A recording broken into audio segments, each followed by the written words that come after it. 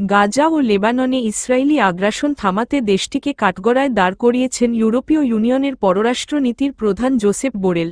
যুদ্ধাপরাধের দায় ইসরায়েলের ওপর নিষেধাজ্ঞার আহ্বান জানিয়েছেন তিনি। ইসরায়েলের প্রতি ইউ ব্লকের দৃষ্টিভঙ্গিরও কঠোর সমালোচনা করেছেন এই শীর্ষ ইউরোপীয় কূটনীতিক। তার মতে, ইউ এখনও পর্যন্ত ইসরায়েলি শাসনকে অর্থবহ পরিণতি ভোগ করা থেকে রক্ষা করেছে।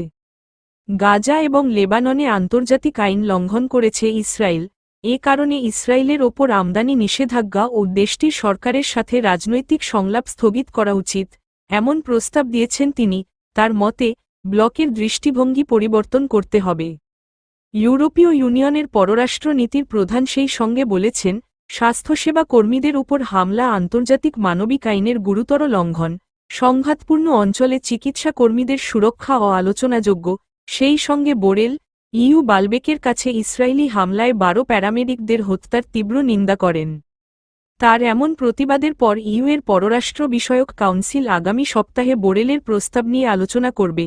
উল্লেখ্য, গত 7 অক্টোবর 2023 সালের পর গাজায় এখন পর্যন্ত 43,730 ফিলিস্তিনিকে হত্যা করেছে ইসরায়েলি দখলদার বাহিনী, যার মধ্যে অধিকাংশই নারী ও শিশু।